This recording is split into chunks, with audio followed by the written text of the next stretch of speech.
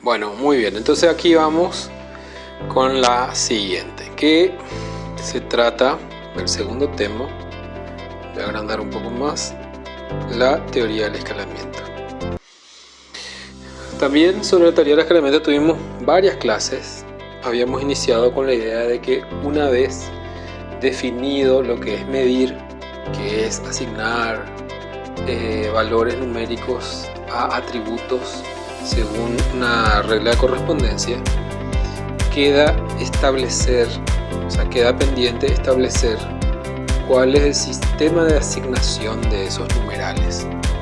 Entonces empezábamos por la teoría del escalamiento en términos muy generales sobre qué es escalar y la discusión sobre los distintos modelos dentro del escalamiento.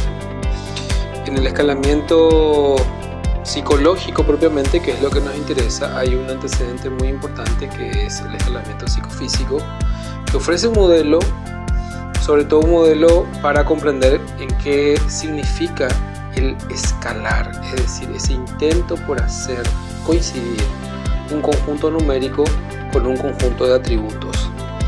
Y allí tenemos, como bien lo indica acá, el antecedente del escalamiento psicofísico como antecedente del escalamiento psicológico. Hay que leer sobre escalamiento psicofísico, hay que conocer sus principios y cómo se establecía esa vinculación entre esa respuesta psicológica subjetiva y a esos estímulos que eran físicos de tipo objetivo, digamos, tenían una forma objetiva de establecer su intensidad. Luego pasamos al modelo de Thurston, que mencionamos varias veces. Thurston había alimentado sus ideas a partir del modelo del escalamiento psicofísico y plantea una serie de modelos de medición, pero nos centramos principalmente sobre el modelo basado en la teoría del juicio comparativo o de la actitud discriminante, ¿sí? Luego vamos al modelo de Likert. Ya habíamos mencionado varias veces que Likert propiamente no había desarrollado un modelo de tipo teórico, sino más bien un procedimiento práctico para poder establecer una escala con un procedimiento un poco más sencillo. Y el modelo escalar de Goodman, que bueno, plantea cierta complejidad, pero conceptualmente es bastante útil, y luego se retoma esa idea del modelo de Goodman con las teorías más modernas de la medición, como la teoría de respuesta a los ítems, y un modelo de escalamiento más contemporáneo que es el modelo de Moken, que no van a entrar en el examen, ni el de Combs, ni el de Moken, ni el modelo de Osgood del diferencial semántico. Entonces nos dirigimos específicamente a el material de González Romá, que concentra todos los modelos de escalamiento. Ven, aquí hay una introducción a los modelos de escalamiento, la psicofísica y el papel en el desarrollo del escalamiento psicológico, el escalamiento psicológico, método de escalamiento unidimensional y los criterios de clasificación y método. Entonces aquí hace una aproximación histórica.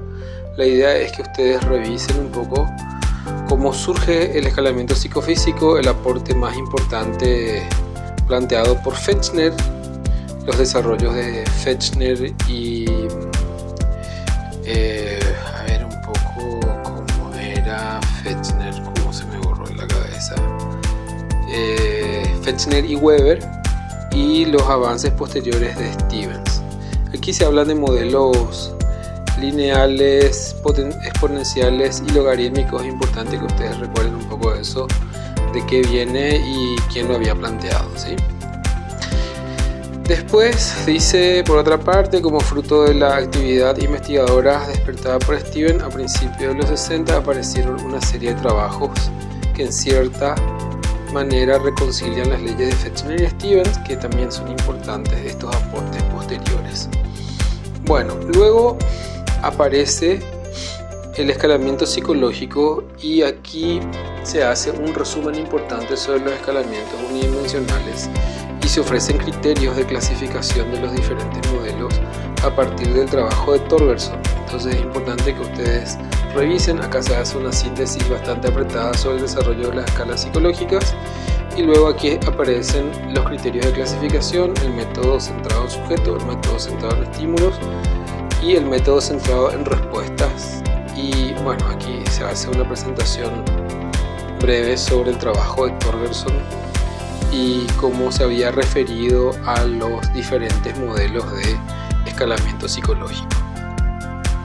Entonces tenemos un primer material que hace una introducción bastante completa al modelo de escalamiento, para posteriormente ingresar a la descripción de los modelos psicológicos propiamente. Tenemos el modelo de escalamiento unidimensional de Thurston, que habíamos visto esto también detalladamente, el año en el que propuso el escalamiento, la ley del juicio comparativo, en qué consiste la ley del juicio comparativo, cómo se produce, cómo se aplica, cómo se obtiene la respuesta de los sujetos, cuáles son los principios en los que se funda la fórmula para obtener el valor escalar, el concepto de cómo se asignan, cómo se interpretan las distancias entre los estímulos y los valores que son asignados. Aquí está la fórmula, que no hace falta que la memoricen y la desarrollen, pero se supone que es una fórmula con la que tendrían que estar familiarizados, porque es la fórmula de diferencia de medias, o sea, la fórmula Z de la diferencia de medias. Bueno, y a partir de ahí se deduce que se puede obtener la distancia entre dos estímulos calculando su valor Z, o sea, se obtiene su valor Z a partir de las medias correspondientes a cada escala, a cada estímulo, ¿sí? Y ese valor va a permitirnos obtener el valor escalar, esos valores correspondientes a cada estímulo. Y luego aparece la explicación de cómo obtener el modelo de escalamiento según el caso 5 de Thurston, y hay un desarrollo así detallado. Primero se explica aquí, luego se ofrecen números, aparece la tabla de frecuencia acumulada, la tabla de frecuencia ordenada, luego tenemos la tabla de proporciones. Recuerden que eso habíamos hecho en clase, la tabla de proporciones, luego la tabla de valores estándar o puntuaciones típicas estandarizadas de la curva normal. Se obtienen las diferencias, el estímulo 2 menos el estímulo 1, el estímulo 3 menos el estímulo 2. Luego se calcula el promedio y ahí ya se encuentra la escala mediante el procedimiento que está descrito acá. Como les había dicho, no les voy a exigir un desarrollo completo del procedimiento, pero tienen que conocer el procedimiento porque es probable que les pida alguna opinión, alguna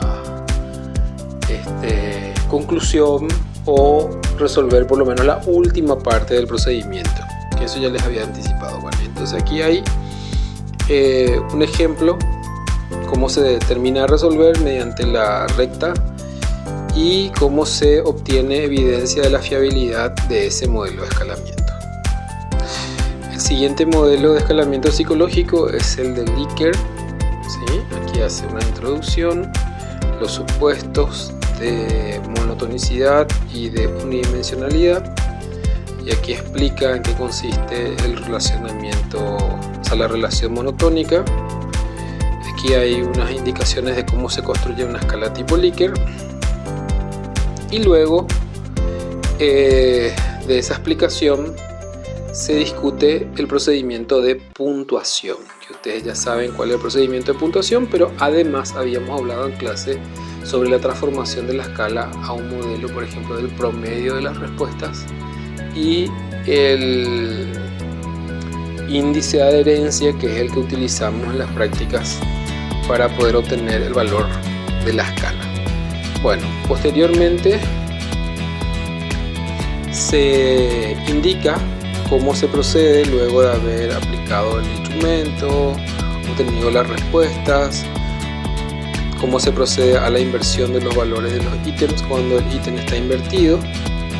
Acá procede a un ejemplo y luego se presentan los análisis: el análisis y la selección de ítems, el análisis correlacional de los ítems.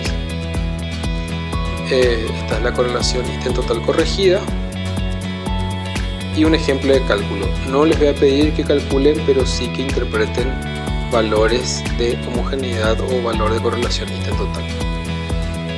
Bueno, entonces ahí tenemos a Likert con un desarrollo completo sobre cómo se obtiene el valor de homogeneidad o el índice de homogeneidad, que sería la correlación ítem total corregida. Bueno, luego tenemos una explicación de la consistencia interna, que es otro enfoque basado en la diferencia de medias. No tienen que hacer ese cálculo, sencillamente entender que también es otro procedimiento para obtener el índice de homogeneidad. Un ejemplo completo y luego se hace una discusión acerca de la confiabilidad y la validez de la escala mediante el procedimiento del coeficiente alfa, y creo que sí, acá está la interpretación de las puntuaciones. Aquí se hace una valoración general acerca de la escala tipo Likert, que también es muy importante que ustedes conozcan esa valoración. Ahí está la bibliografía recomendada al respecto. Y por último tenemos la escala de Goodman. Nosotros habíamos visto que la escala de Thurston es una escala centrada en los estímulos, la escala de Likert es una escala centrada en los sujetos, y la escala de Goodman es un intento por conciliar esos dos enfoques y abarca simultáneamente el escalamiento de objetos y sujetos. Había un intento, eso ya habíamos hablado en clase, de establecer un escalamiento perfecto, o escalograma de Goodman también se conoce. Bueno, que aquí comenta un poco la historia, plantea aquí los fallos en el modelo de Likert, como dos personas que obtienen el mismo puntaje podrían, sin embargo, manifestar actitudes diferentes según los patrones de respuesta que ofrece. Aquí plantea unos ejemplos al respecto y luego se aproxima al concepto de patrones de respuesta y de error. Luego aquí formula los supuestos: el supuesto de discriminación absoluta, el método de conteo del error de Goodenough, y hay un ejemplo completo en donde se desarrollan los coeficientes propios del escalamiento de Goodman. Bueno, aquí está completo el coeficiente de reproductibilidad, el coeficiente de reproductibilidad marginal mínima y el coeficiente de escalabilidad, que está un poquito más abajo. Después, cuáles son los criterios para poder valorar si una escala se ajusta al modelo de Goodman o no. Disculpen. Y una valoración general acerca del modelo de Goodman, que es bastante interesante, y con eso cerramos esta unidad, que es bastante densa, tiene distintos modelos, ejercicios, enfoques, pero lo que no hay que perder de vista es que se trata de una unidad en la que se concentra la idea de poder escalar de alguna manera, es decir, de qué manera se pueden asignar valores numéricos a atributos psicológicos. Bueno, en un rato les subo también el quiz para que ustedes evalúen su nivel de conocimiento. Y ahora, dentro de un ratito, vamos al tercer video, que tiene que ver con el último material sobre adaptación lingüística cultural. Así que vamos, adelante, fuerza.